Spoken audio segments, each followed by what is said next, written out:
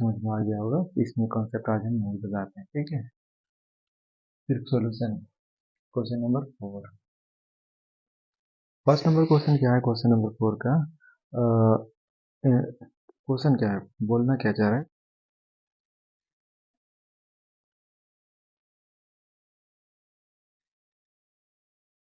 चलिए दोस्तों शुरू करते हैं एनसीईआरटी चैप्टर 1 एक्सरसाइज 1.1 का क्वेश्चन नंबर 4 का सॉल्यूशन सॉल्व करते हैं, ठीक है। उम्मीद है कि आप सभी को कॉन्सेप्ट जो अच्छे से समझ में आ गया होगा। इसमें कॉन्सेप्ट आज हम नहीं बताते हैं, ठीक है। फिर solution, question number 4। First number question क्या है, क्वेश्चन नंबर 4 का क्वेश्चन क्या है, बोलना क्या चाह रहा है क्वेश्चन नंबर 4 में।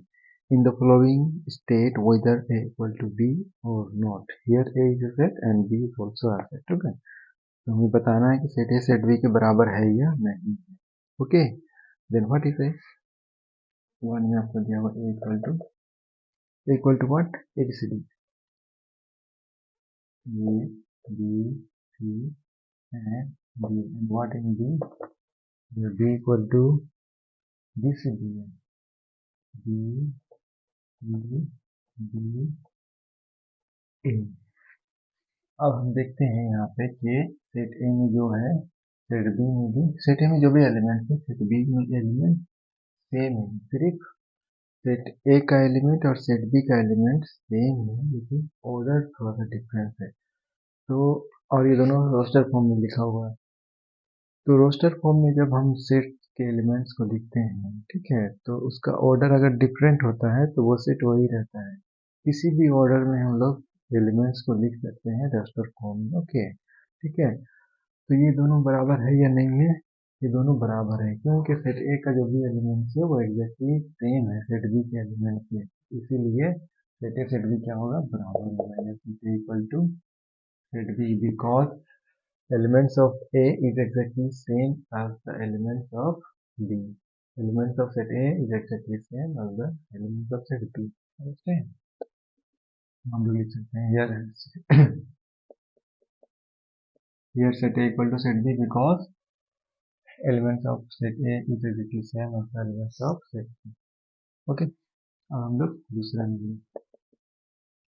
दूसरा नंबर में क्या है, A equal to 4 8 12 16, A equal to 4 8 12 16 and B equal to, B में क्या है वो हम लोग देखते हैं, 8 4 16 18, 8 4 16 18। यहाँ पे हम लोग देख पा रहे हैं कि सेट ए में जो भी एलिमेंट्स हैं सेट बी में भी सेम एलिमेंट्स हैं, सिर्फ डिफरेंस क्या है कि ये दोनों जो है उलट पुलट यहाँ पे लिखा हुआ, ये पहले है और ये बाद में है, यानी फर्स्ट दो एलिमेंट्स का ऑर्डर जो है change.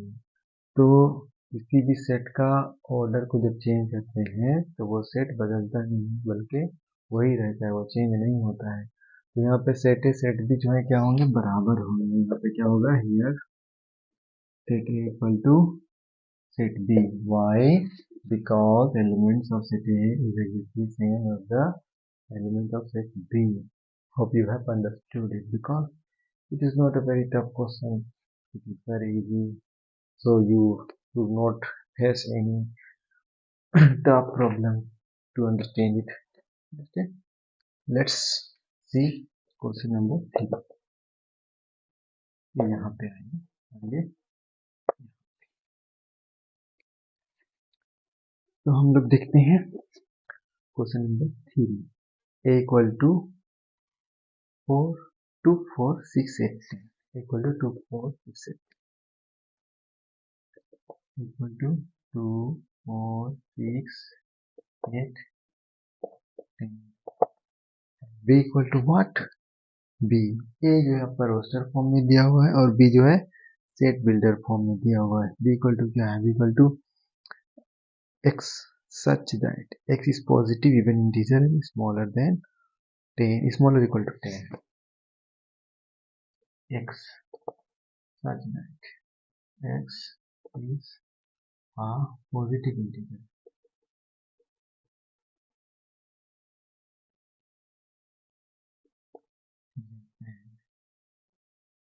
X smaller equal to 10, ये आपका है। तो हम लोग इसे क्या करेंगे, इसे दिखाएंगे कि दोनों सेम है या नहीं है। सेम है तो क्यों है, सेम नहीं है तो क्यों, वो हम लोग समझेंगे। आंसर सिर्फ ये बताना है कि ए इक्वल टू बी और नॉट। अंडरस्टैंड। तो यहाँ पे देखते हैं कि ए से 2 से लेकर 10 तक जो भी एलिमेंट्स है वो सारे इवन पॉजिटिव इंटीजर हैं, और ये या तो 10 से छोटा है या फिर 10 के बराबर है। और सेट बिल्डर फॉर्म में जो सेट बी है वो भी सेम ही चीज को दर्शाता है, सेम ही चीज को बताता है, सेम ही चीज को दिखाता है। It represents the same elements and set. Why? How? Here x b equal to x such that x is a positive integer. x क्या है, एक positive integer है, and x smaller equal to 10 और x छोटा। तो positive integer और smaller भी हो और उसके बराबर भी हो 10 के, 10 से छोटा भी हो 10 से बड़ा भी हो, तो वो क्या हो जाएगा, 2 से लेकर 2 6 2 4 6 8 10 यही होंगे, और तो कुछ होंगे नहीं। इसके एलिमेंट्स और इसके एलिमेंट्स एग्जैक्टली सेम है, इसीलिए क्या होंगे, here set A equal to set B. Because हम लोग लिख सकते हैं, अगर रीजन पूछेगा तो, because elements of set A is basically same as the elements of set B. Hope you have understood it. Let's read it.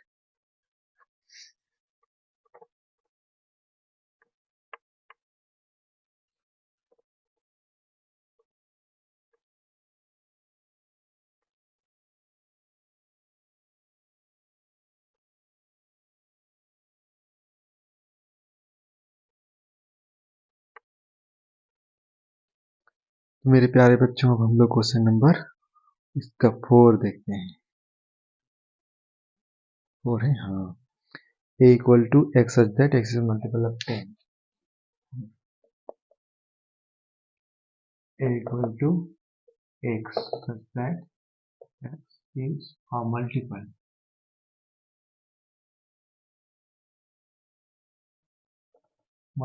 Of 10। ये आपका हो गया। सेट है जो आपका सेट बिल्डर फॉर्म में लिखा होगा, और सेट बी क्या है आपका, सेट बी आपका रोस्टर फॉर्म में लिखा हुआ आपका है 10 15 20 25 डॉट डॉट डॉट। 3 डॉट दिया जाता है ना, बहुत सारे इंफिनिटी तक को दिखाने के लिए।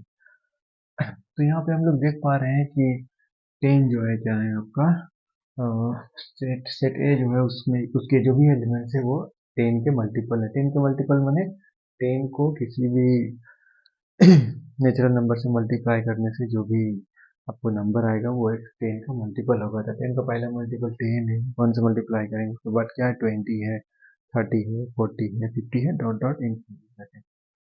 तो इसको अगर हम लोग एक और रोस्टर फॉर्म में लिखेंगे तो किस तरह से आएगा, इस तरह से आएगा, 10 आएगा, 20 आएगा, 30 आएगा, और डॉट डॉट डॉट इन्फिनिटी तक आता जाएगा। तो यहाँ पे हम लोग देख पा रहे हैं कि सेट ए और सेट बी के जो एलिमेंट्स है वो एग्जैक्टली सेम नहीं है। यहाँ 15 है, यहाँ 15 नहीं है, यहाँ 25 है, यहाँ 25 नहीं है, 30 30 है। यहाँ से हम लोग देख पा रहे हैं कि ये एग्जैक्टली सेम नहीं है। तो हम लोग क्या लिखेंगे, A not equal to B, set A not equal to set B. अब इसका रीजन अगर पूछेगा तब हम लोग वो लिखेंगे, क्या लिखेंगे, because elements of set A is not exactly same as the elements of set B. या फिर होप यू अंडरस्टूड। इसके सारे एलिमेंट के जो है सेम नहीं है, इसके एलिमेंट्स, इसके कुछ एलिमेंट्स के सेम है, ठीक है। इसमें एलिमेंट्स ज्यादा है, इसमें एलिमेंट्स कम है। अब यू हैव अंडरस्टूड इट, है ना। इसका एलिमेंट्स भी इसके एग्जैक्टली सेम होना होगा, इसका एलिमेंट्स भी इसके एग्जैक्टली सेम होना होगा, है ना। तब ये क्या होगा आपका, इक्वल सेट्स होगा, नहीं तो इक्वल सेट्स नहीं होगा। अब you have understood it, let's erase, हम मिटाते हैं। इसके बाद हम लोग क्वेश्चन नंबर 5 का जो सब क्वेश्चन है वो करेंगे।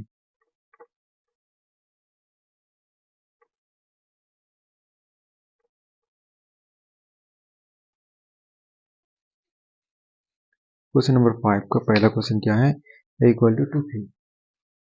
इसमें क्वेश्चन पहले क्या बोला जा रहा है, are the following pair of sets equal. क्या नीचे में दिया हुआ फ्लोइंग सेट्स का जो पेयर है वो बराबर है या नहीं, यानी बराबर है या नहीं, इक्वल है या नहीं, समान है या नहीं, है ना, समान। रीजन जो बताना है, वो जो हम लोग रीजन बताए आए हैं वो रीजन हम लोग लिख देंगे, है ना। ठीक है, तो पहला नंबर क्या है आपका 5 का 1 नंबर 2 3 है ना, इक्वल टू 2 3। और सेट बी क्या है, सेट बी आपका सेट बिल्डर फॉर्म में लिखा हुआ है ना, क्या, x such that x is a solution of x that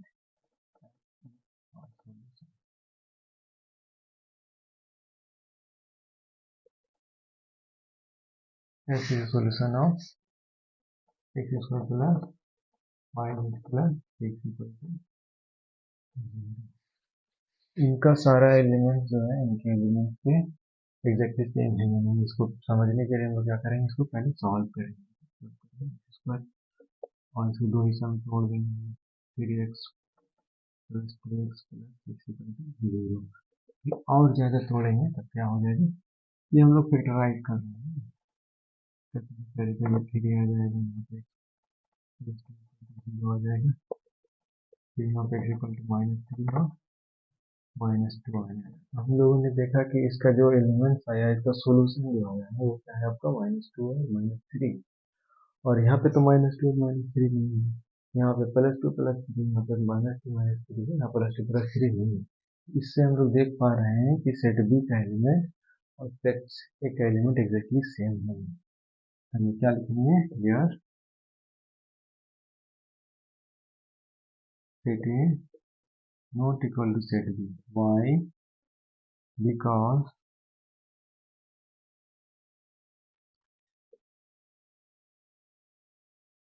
elements of set A is not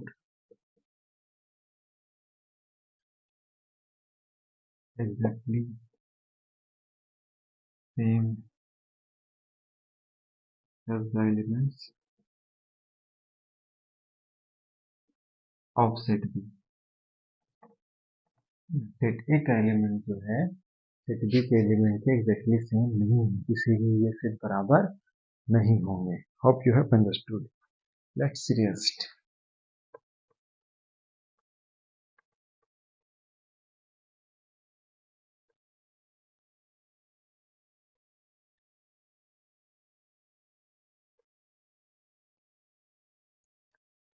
इसका दूसरा नंबर क्वेश्चन क्या है बच्चों, इसका दूसरा नंबर क्वेश्चन ये है कि a equal to x, x is a letter of the word follow. Okay,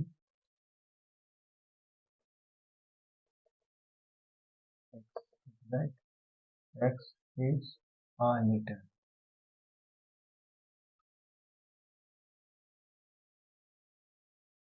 of the word follow। 6 ये आपका एक सेट हो गया, है ना। अब क्या है, बी सेट क्या है, बी है आपका x y such that y is a letter of the word wolf, y is a letter of the word wolf। ठीक है, इसको हम नहीं लिखा। यहाँ पे a बराबर आपका क्या आ जाएगा, a बराबर आपका f आएगा, o आएगा, l आएगा और w आएगा। क्यों, क्योंकि किसी सेट में जब एलिमेंट्स रिपीट होते हैं तो हम लोग जब उसको रोस्टर फॉर्म में लिखते हैं तो उसे रिपीटेड एलिमेंट्स को सिर्फ एक ही बार लिखते हैं। अंडरस्टूड। बी इक्वल टू क्या हो जाएगा, यहाँ पे सेम हो जाएगा, डब्ल्यू ओ एल वुल्फ है ना, WOLF, वुल्फ। हाँ, ये हो गया। यहाँ पे हम लोग देख पा रहे हैं F है, F है, O है, O है, N है, N है, W है, W है। ऑर्डर थोड़ा चेंज है, लेकिन इसके एलिमेंट्स के एग्जैक्टली सेम है, तो ये क्या होंगे, ये बराबर होंगे, equal to B, because elements of set A is exactly same as the elements of set B। Understand? यहाँ पे आप लोग लिख लीजिएगा, ठीक है? ठीक है, नीट आप hope you have understood it. Why? Because this is not very tough.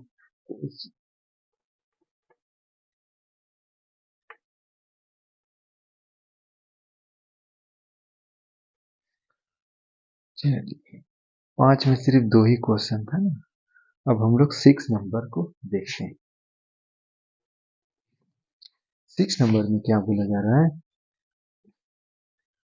From the sets given below select equal sets. नीचे में जो भी सेट्स दिए हुए हैं उसमें से इक्वल सेट्स जो है उनको चुनना है और लिखना है। अंडरस्टैंड? कम ऑन 6, ठीक है। पहला इसमें क्या है, पहला इसमें है 2 4 8 12, 2 4 12। दूसरा क्या है बच्चे, दूसरा है 1 2 3 4, 1 2 3 4। सी नंबर में क्या है, सी नंबर में आपका है 4 8 12 14।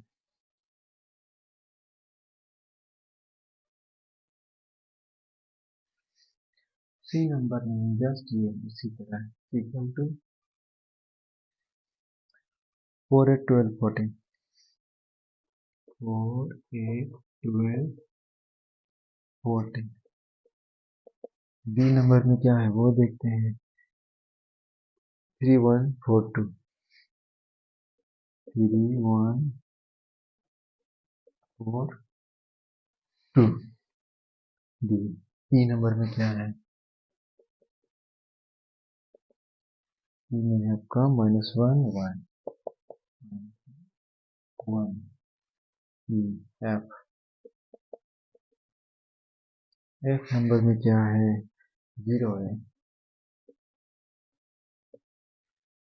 एफ जी, जी में क्या है, जी में आपका है 1 -1। उसके बाद एच में क्या है,